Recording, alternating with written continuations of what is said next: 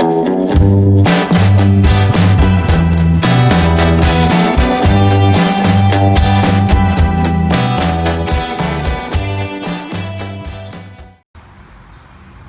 as you can see, we have the glass hatch off. No interior panels. We have removed them. Let's get a closer look.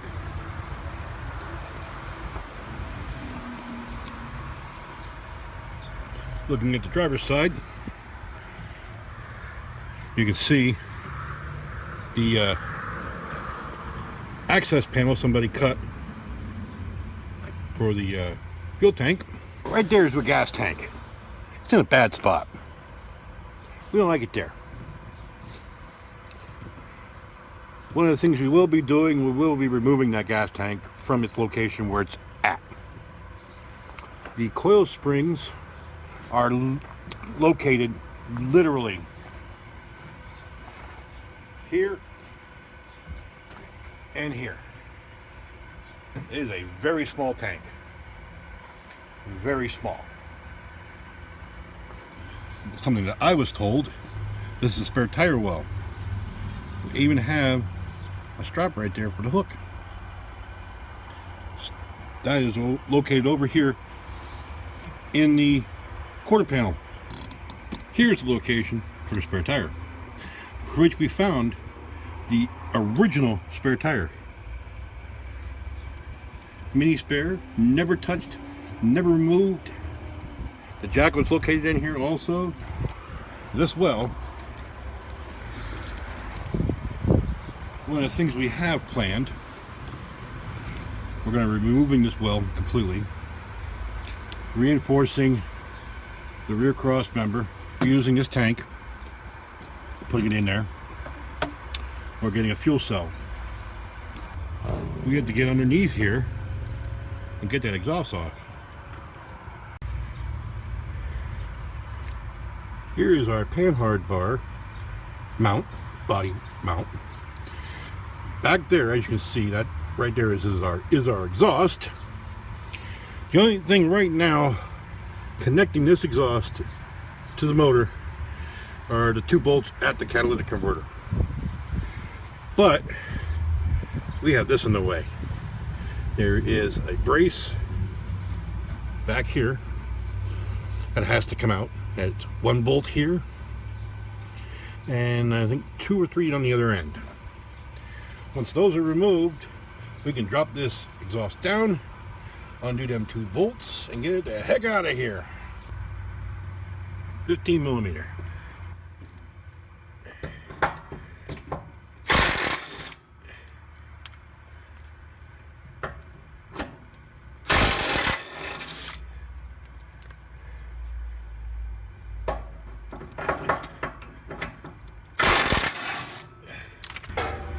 Exhaust is now hanging. That would mean the only thing holding it are those 2 bolts up front. Somebody was here. Wonder who? Hey Nate, who was here?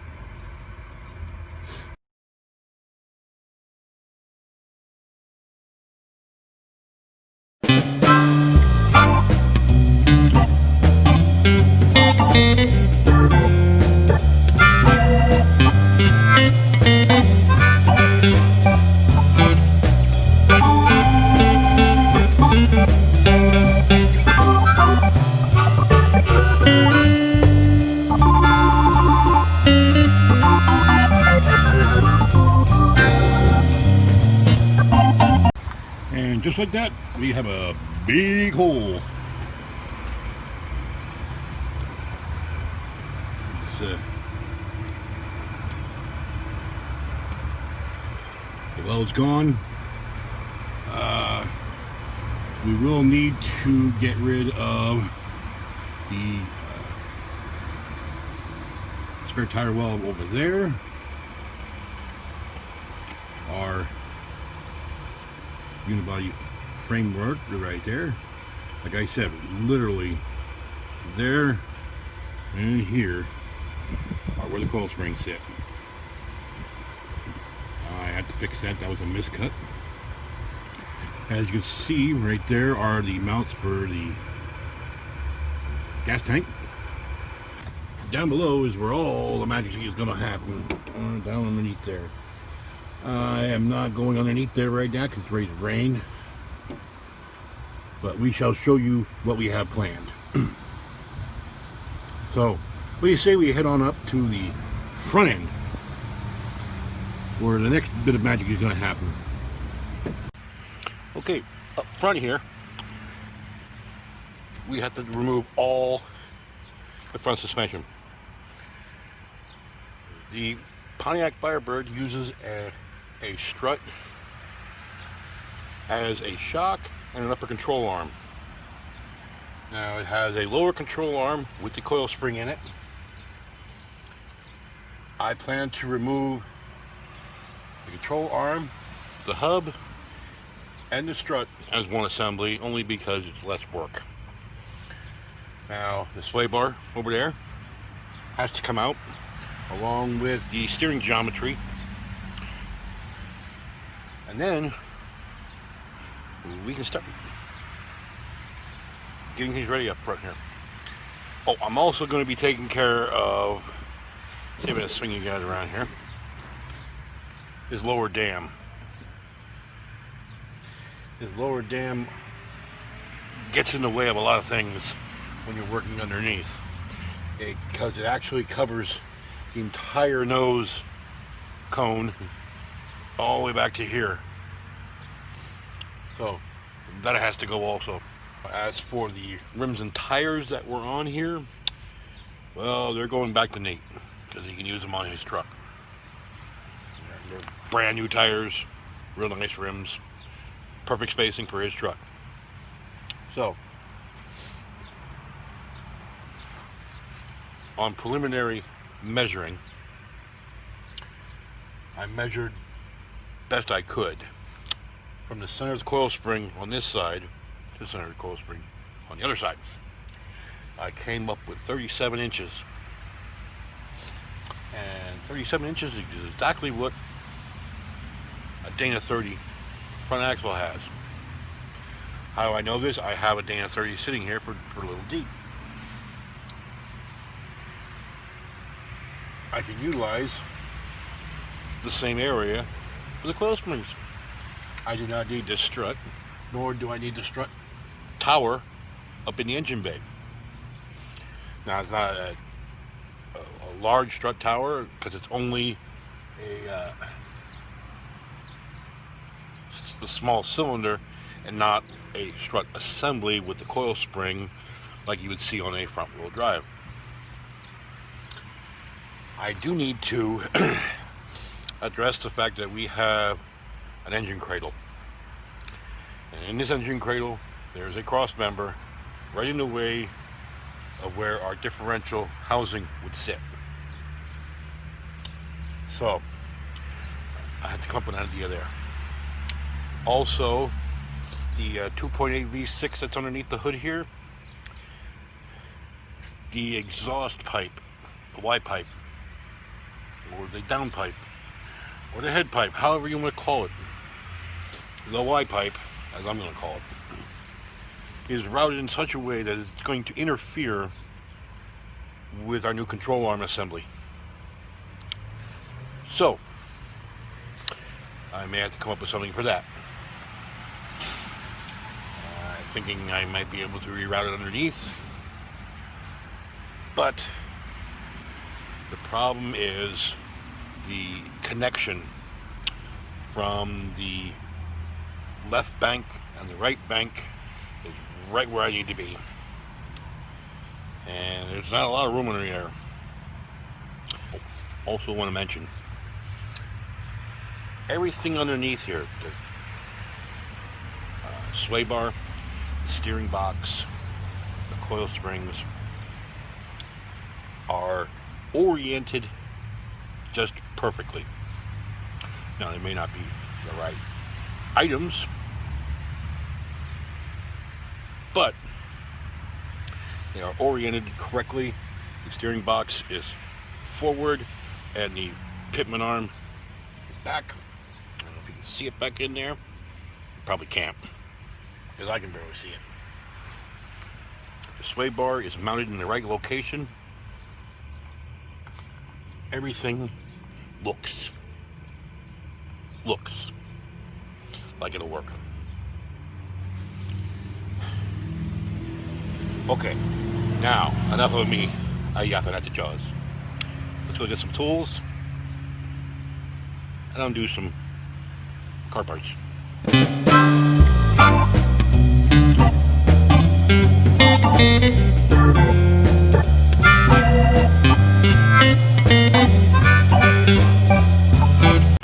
Well, as you can see in the video, I did attempt to remove the driver's side suspension in one assembly, but I found it difficult to get the control arm bolts out with the pressure from the coil spring. And well, I could have put more pressure on the jack, but I also taken a risk of lifting the vehicle, which I do not want to do because right now it's perfectly balanced. If I lift the vehicle, I have a chance to throw that off or have a problem with the jack stands. So we decided to disassemble the assembly. Upon further examination, the engine cradle will have to come out. I don't want to do that, but it has to happen. The coil spring mounts are completely different. I need to shave them down and install more of a XJ style spring perch, which I had saved the ones from the red Jeep, but unfortunately I have a lift kit that's rusted solid, a spacer block, 3-inch spacer block that I made. I made it very tight fitting, and now the problem is because of that it rusted solid, so I'll have to make new mounts for that and weld that into the engine cradle. The control arm mounts from the Firebird need to be removed also. I need to shave the cross member to allow room for the upper control arm and the differential. It's always something. But we expected this kind of stuff, so there's not much of a big deal there. I can shave some of the body bulge in the wheel well for the engine cradle. We also can shave the strut towers in the engine bay just to allow more room in there, because strut towers do take up a lot of prime real estate. We won't be needing the strut towers because we have the coil springs in the coil spring mounts, and the only thing I need is a place to mount my front shocks, which is not a big deal. I may do some more measuring, may be able to use the Firebird's front sway bar. It is fairly beefy, and it's comparable to anything that I can buy aftermarket for the Jeep. So, coming along. I still have the passenger side to take apart, but we're still up in the air yet if we're going to be keeping this 2.8. As a purist, it runs, and it runs quite well. If I can maintain that, that'd be great. We did remove the entire rear floor in the trunk area, not only to allow room to work, but to reposition things. The spare tire well, what I thought was the spare tire well was just the lower trunk floor, has been removed also. This will allow a location for a gas tank other than above the rear axle. Oh well, these things happen. We'll worry about that when the time comes. But right now, I see over my shoulder here, see this darkness up here? There's a storm coming. Hey, Thankfully, I don't have to worry about the back of the bird flooding, because there is no back floor. Okay, enough of me rambling on. I have a beverage of choice waiting for me in the house. And I guess we will call this into this dismantling video. In the next video, I will go into more detail and show you exactly what's going on underneath here. But dismantling video is fun sometimes. So I'd like to thank you guys for stopping by, tooling around here with the Firebird. If you have anything to say, comments, questions, concerns, criticisms, leave them in the comment box below. I'm really looking forward to seeing what you guys have to say about our little project. If you like the video, give us a big thumbs up. If you haven't already, hey, do me a favor and click that subscribe button. If you want to get more of the bird, click the bell. That is a notification icon that will give you a notification every time I post new content here on Everyday Off-Road. Also, I now have a Patreon. If you would like to help support this project, I cannot put it up here or here. The link for it is down in the description, only because I have yet to reach the criteria for which YouTube will allow me to put links in cards up here or over here. So, any little bit will help.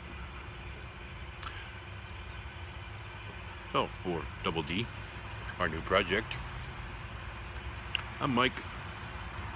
I'm going in for a beverage of choice. Catch you guys later.